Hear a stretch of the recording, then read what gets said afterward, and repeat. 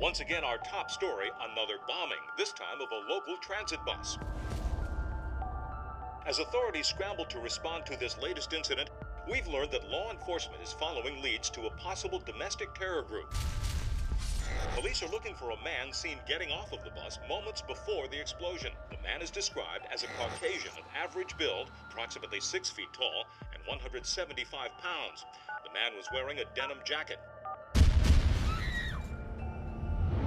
News 6 has learned that authorities have already received claims of responsibility by known domestic terror groups, but officials had no comment at this time, saying only that the FBI is following up on all leads and is coordinating with local law enforcement.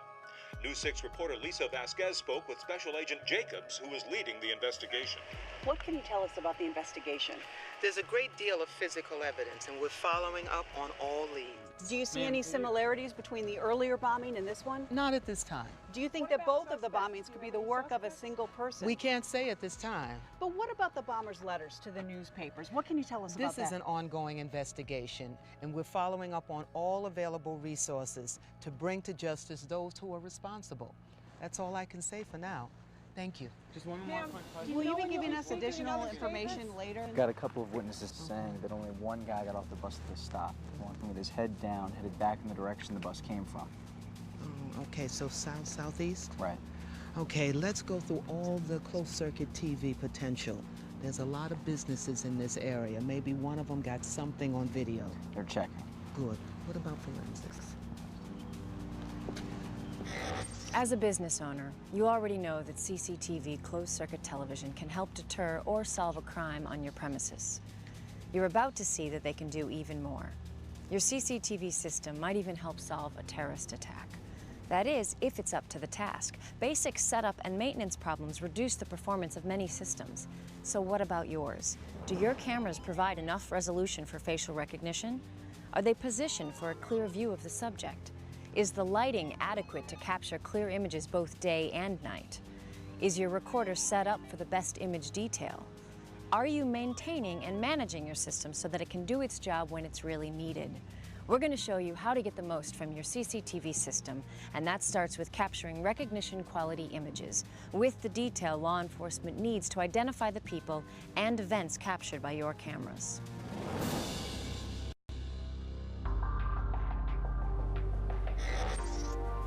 What do we have? You want the good news or the bad news? There's good news? We canvassed a pharmacy, and they mentioned that someone came in and bought 4 gallons of flammable liquid. Cashier thought it was a little weird and also said the guy paid in cash. Please tell me there was a camera on his face. I'll get to that. We have another lead. A female who works the cheap motels on Route 60 said that she was waiting on someone and saw a guy matching the description, wearing a denim jacket. Also said he had a tattoo on his neck. Said he came in, paid for 5 nights in cash, said he didn't have any ID or credit cards, and put another 100 on the counter. Did we get him on camera? No, the system wasn't running. And as for the pharmacy... What? Well, we're getting to the bad news part. What, was the camera off? Did they run out of tape? What? No, we got him at the pharmacy. So how was that bad? It might be easier if we just show you. That's the pharmacy? Yeah. See, the sun's just so bright on the doorway. Yeah, I see. No, I don't see. Wait, where did he go? Their camera's using a low frame rate. It saves on drive space and gives you better image quality, but the problem is you might not get any image at all. Now you see him, now you don't. Exactly. Here he is, walking down the aisleway and picking out a couple of backpacks. Now, ERT found pieces of backpacks at both scenes, consistent with the type sold at this store. This is useless. Got a really good shot of that sign. Which does what? Which does nothing. Here he is at the cash register, and that is what we call a focus problem. Probably haven't checked the thing in weeks. Can you enhance it? I'm not a wizard, and we're not on TV, so no. I can enlarge it for you, but without the details. So what we're seeing is, we would have had him, except for the sun on the door, the display blocking the view, the other cameras set up, Someone tell me, is it so hard to get these things set up and useful? I mean, it's not that hard, but merchants aren't thinking about what we might need in law enforcement. They just figure, hey, I've got a camera, I'm covered. They're not thinking about image quality. Yeah, we see this kind of thing every day. What kind of thing? English, please. Small words. I'll show you. Now, to start with, what most people call taking a picture, we like to call capturing an image, or better yet, capturing video data. The better the quality of the data, the better the quality of the image. The more you can see, and the more you can do with it. Okay so far? Makes sense. Now, there's all kinds of equipment for capturing images. Setting up the best CCTV requires figuring out the best hardware for business owners' needs. Now, some hardware is just no good for that no matter what. This is a webcam. Check this out. You can see, blurry, out of focus, okay for internet. Totally awful if you need quality video. There's just not enough detail. We've got a capture, but it's not what we call recognition quality. The resolution is too low. We got analog, digital, black and white, color.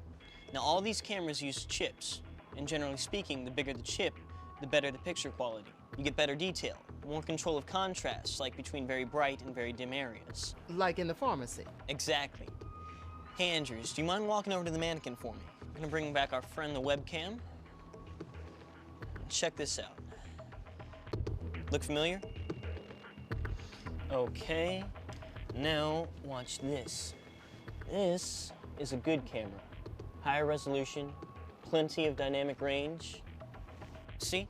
A camera like this one has no trouble keeping up with shifting conditions. Far superior capture technology, higher resolution, better dynamic range.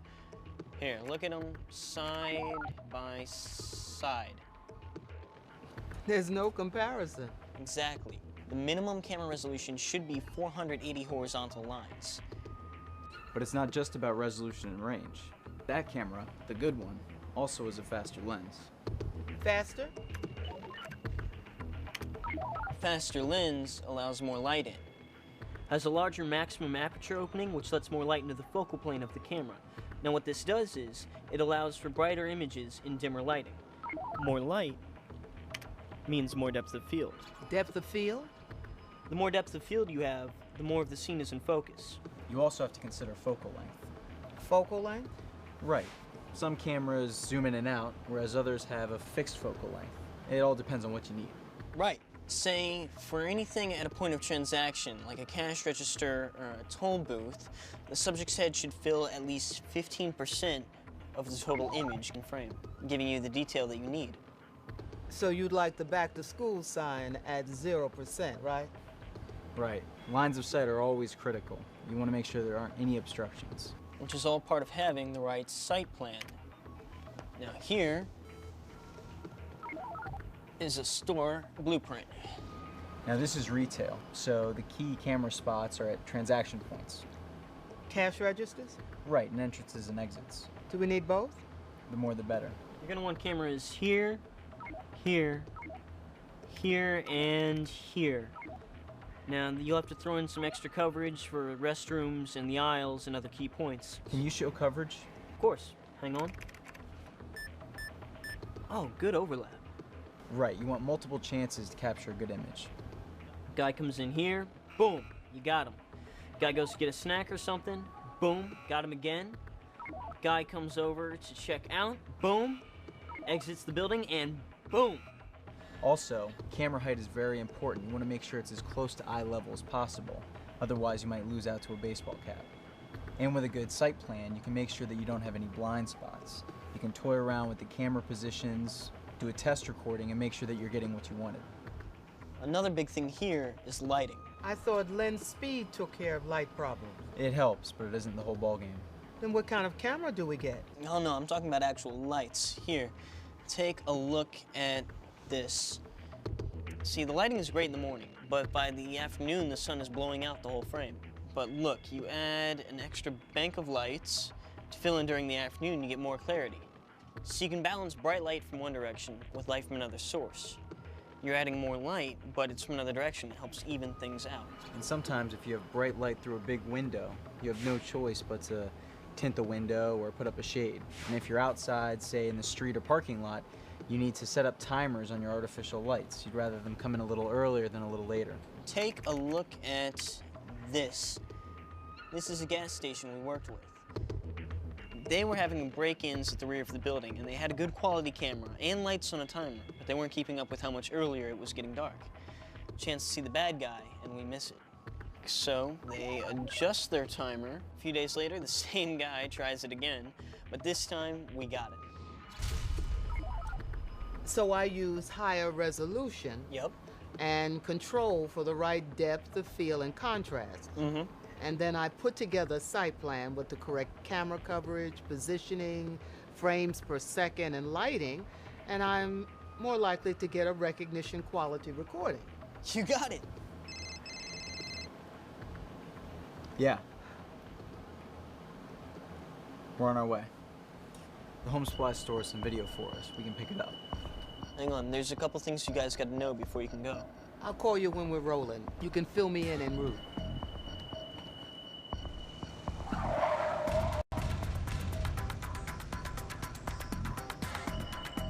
You mean we just can't grab the tape and bring it back? Chances are there is no tape. Most systems nowadays are fully digital. So you're going to have to go over the recordings and make sure the video you want is there. The guy said it was there. Yeah, but it could be over-recorded by now, so make sure. And you'll need to figure out how much footage you need to collect. Then make sure you collect the native file with the proprietary player. Okay, slow down. Speak English, please.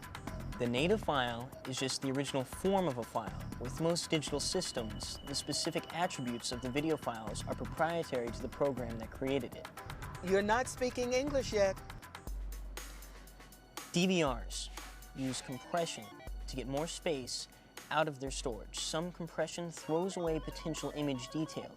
The native file format is usually the least compressed, best image, but you need specific manufacturer software to play it.